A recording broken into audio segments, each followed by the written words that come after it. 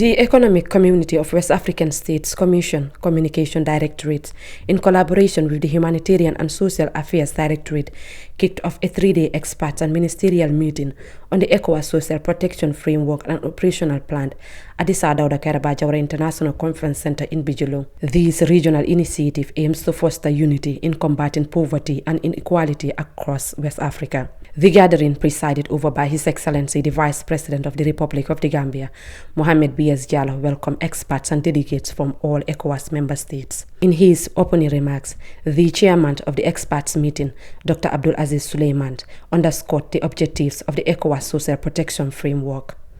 We also aim to provide tools that enable member states to horizontally and vertically expand social protection to vulnerable marginalized groups. This includes women, children, older persons, and persons with disabilities.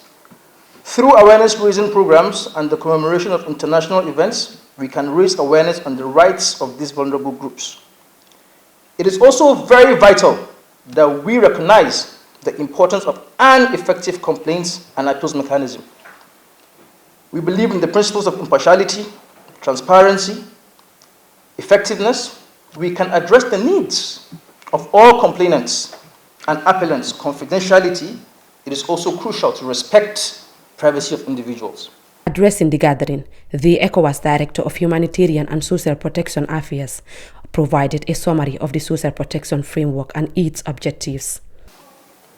The Social Protection Framework to be presented to our experts and our partners and our social partners at this meeting seeks therefore to contribute to the achievement of Target 1.3 by encouraging member states to provide inclusive national social protection floors through a minimum package of essential social protection provisions, which should at least cover the basic socio-economic needs of our citizens.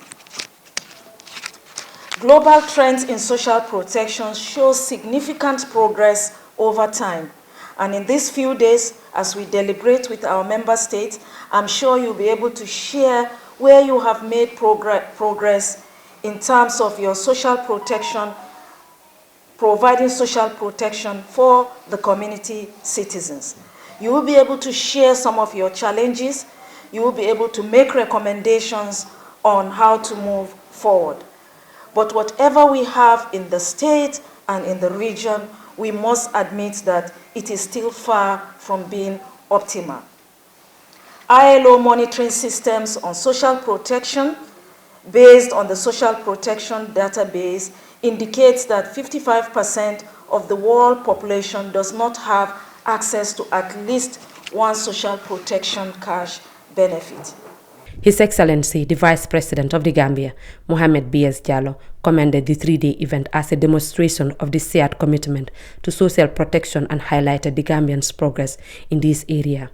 He urged the delegates to carefully consider the ECOWAS heads of states and governments' dedication to achieving greater harmonization and coherence in social protection policies among member states and with their international partners. To achieving greater harmonization and coherence in social protection policies among member states and with their international partners. Government's dedication to achieving greater harmonization and coherence in social protection policies among member states and with their international partners. Government's dedication to achieving greater harmonization and coherence in social protection policies among member states and with their international partners. Government's dedication to achieving greater harmonization and coherence in social protection policies among member states and with their international partners. Government's dedication to achieving greater harmonization and coherence in social protection policies among member states and with their international partners. Government's dedication to achieving greater harmonization and coherence in social protection policies among member states and with their international partners. Government's dedication to achieving greater harmonization and coherence in social protection policies among member states and with their international partners. In her remarks, the senior policy officer at the FAO Sub-Regional Office for West Africa and the Social Protection reaffirmed their commitment to providing technical support to ECOWAS member states to scale up social protection. Social Protection reaffirmed their commitment to providing technical support to ECOWAS member states to scale up social protection. The UNICEF Africa and the Social Protection reaffirmed their commitment to providing technical support to ECOWAS member states to scale up social protection. The UNICEF Africa and the Social Protection reaffirmed their commitment to providing technical support to ECOWAS member states to scale up social protection. The UNICEF Africa and the UNICEF representative in the Gambia said expanding the reach of social protection is urgent in Africa. I hope you can allow me to briefly touch upon 4 reasons why UNICEF believes this framework can make a difference at scale in our region. The first region is coverage. The framework can trigger momentum to expand the coverage of social protection. We heard it from the first speech this morning. Scaling up national safety nets, school feeding programs, or health insurance is a very high priority for the region.